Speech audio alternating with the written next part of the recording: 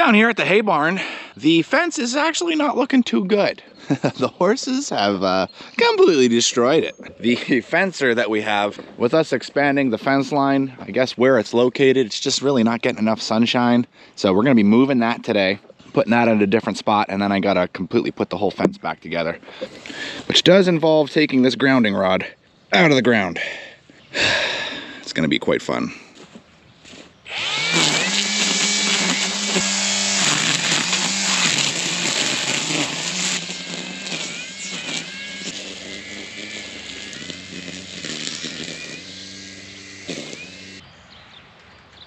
'Cause I've been staring at the edge of the water. All right, you. We're moving you to a sunnier spot.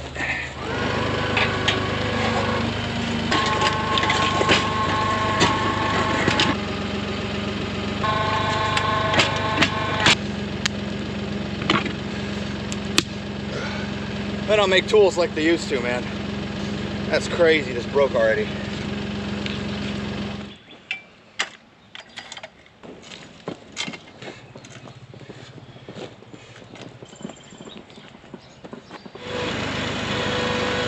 Terribly sorry. The camera has decided it's too hot for today, doesn't want to work.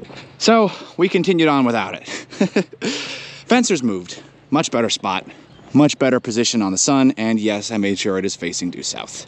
Grounding rod is in, honestly, using the auger. So glad I did that. So that worked out brilliantly.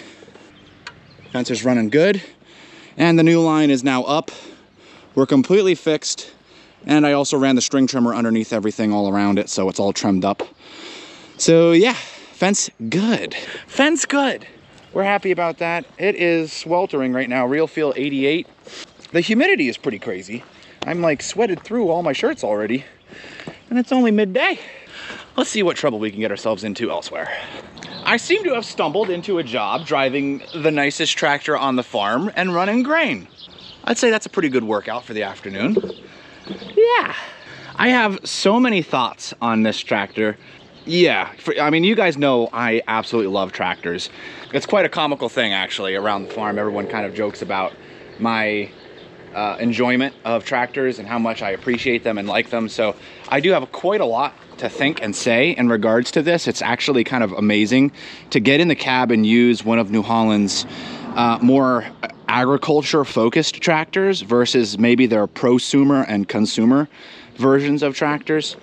You know, my version of tractor is a utility tractor, and so that's kind of where it's more focused on. And for what I use it for, honestly, she's about at her peak in regards to what she can do. But I love it. I mean, that tractor is awesome. I've had some issues with it, but those have since resolved, and I'm quite happy. So we'll talk about that in due course. But for now, I'm kind of hopeful that that tire isn't entirely, well, you know, it's flat. The question is how flat. Let's see. Is this so flat that we need to fix it, or is this just, you know, we need to put air in it and it's good? I have a feeling it's the first. Among other things, it also looks like we should probably clean this thing out. So let's clean it out. Yes, that looks disgusting. Let's do this wisely. This looks like garbage. There we go. One moment, I just need to grease you.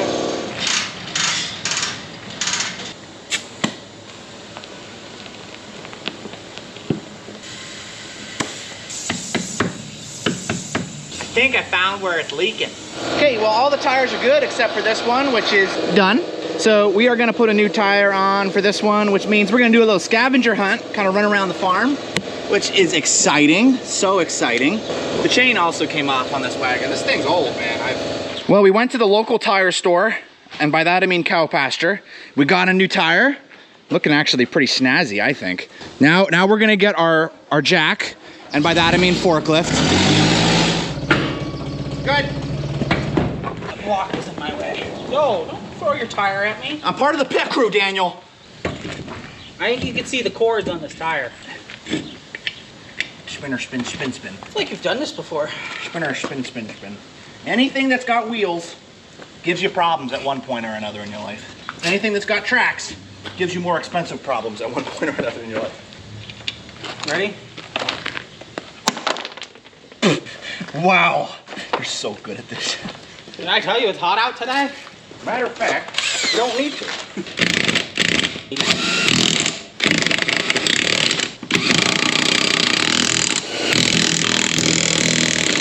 She's good. Lower. Oh yeah. Now, what do you think? 20? I think it's at 20. She's at 35. Oh, shit. Right where I needed it. Good deal. It's a 9.5. Hey! Okay, there we go. So wagon's pretty much good to go. We're all set there. Now we're gonna take Daniel on out. He's gonna grab the grain truck. Oh yeah. All aboard! Beets delivery. Yep. I got the thing. You I don't gotta can't. worry about it. I can't do it. You don't gotta worry about it. You don't gotta worry about it. You ready? The guy at the mill wants red beans. We got Daniel where he needs to be. Now we need to go find the Brian. This year, a lot of the farmers are actually kind of having a rough wheat harvest. It's been so unseasonably wet that farmers are really having a struggle having nice clean wheat. Good for flour, good for human consumption. That's where you really get your cash crop in, is in moments like that. All of the wheat that we harvest is for animals. It's not that it's not to the quality that it should be, but we don't have the ability to transport the wheat to those areas where we would get that extra compensation for it. So the mindset here has always been more of a focus on the straw than the wheat. The wheat's just really good for the ground. The straw is just awesome for everything around here. And the wheat is like a little bonus. That's kind of how everyone views it here.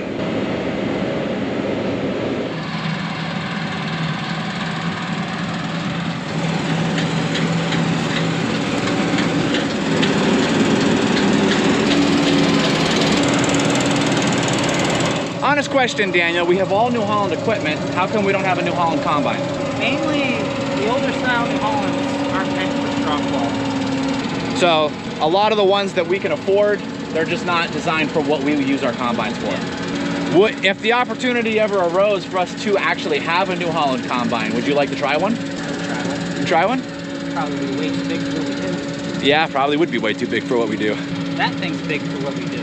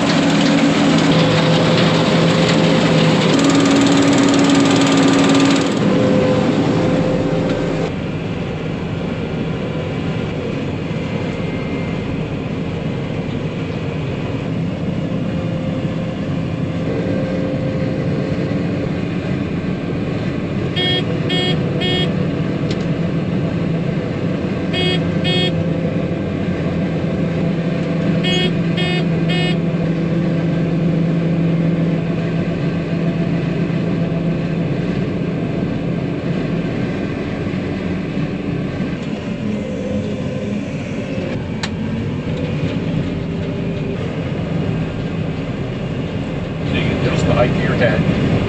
You can adjust the height of your reel. You have to have it just low enough that it's pulling everything in, but not too low that it's pulling it up over the top. You can adjust the speed of your reel. Your speed of your reel has to be going just a little faster than what your ground speed is. What is your ground speed right now? Does it tell you? 2.3, 2.2. Oh, okay. The cylinder speed is 990, 90. So that's working right now? Yeah, it started working once I started going. I think Daniel might have got grease on the belt. Oh, okay. And then my fan speed is 710. That's my RPMs. Huh. Yeah, because when it wasn't running right, it kept saying cylinder speed. It kept flashing up cylinder speed on me. Right.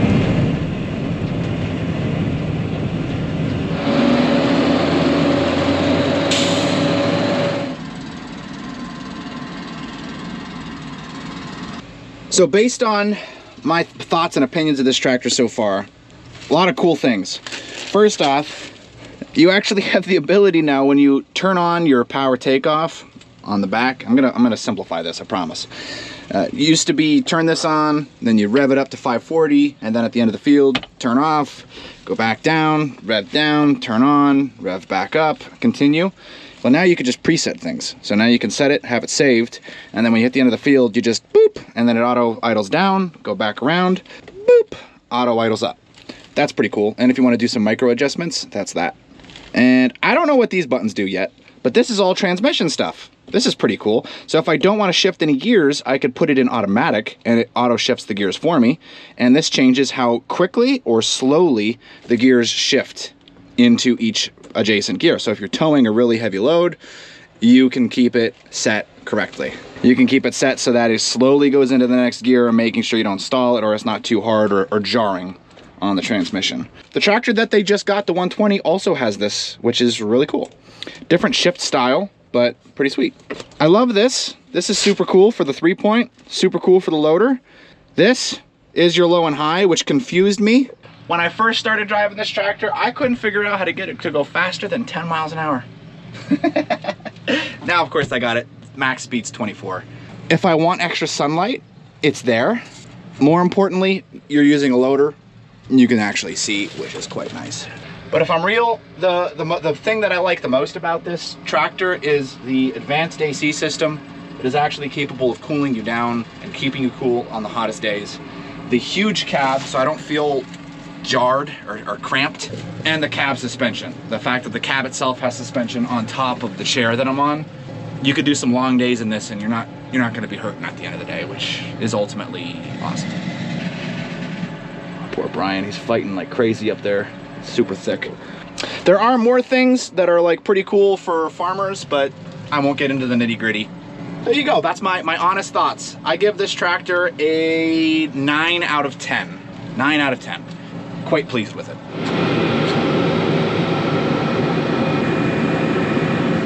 See the little orange flashing? It's my beacon light. Kind of like my favorite thing about this tractor. While we're here, we should probably take a look at our second cutting of hay. And I'm noticing something that is actually quite surprising. Orchard grass is a cool grass, so that means that it does really good in cooler temperatures, and we've had a lot of heat lately. So you're noticing the tips of the orchard grass is burning. So that means the plant is no longer going to start growing up. The plant will not grow anymore until it's cut again, and then it will try to do more growth. On top of that, what I'm also noticing is we've got some things like this. We've got some fresh weeds that are all coming in throughout this, and if I were to let this field go for a long period of time, then that means that these guys, this milkweed, is going to be creating a lot more issues for me in future harvests. Not to mention, the rest of our grasses are even popping out in seed in different places throughout the field. Second cutting's ready. The first crop of hay that we cut was these fields, and this is actually ready to be cut for second cutting, which is, I mean, that's good news. It's not as high as I wanted it to, but that heat hit it pretty hard. The good news is we do have a tractor that I can use for hay now instead of having to play dodgeball, so to speak, with their equipment. So that'll be the tractor we're using for disc binding and for round baling, because the other tractors all have their designated jobs. And we have dry weather coming in next week. The question is, are we going to be working on doing second cutting during that dry weather when straw also needs to be harvested? The only tractors I need is that one and mine. Everything else can be handled with my truck. So that's something for me to think about. It's warm. It says it's 92, which is kind of crazy. Either way, I think I'm gonna ride in the combine some more. It's kind of fun.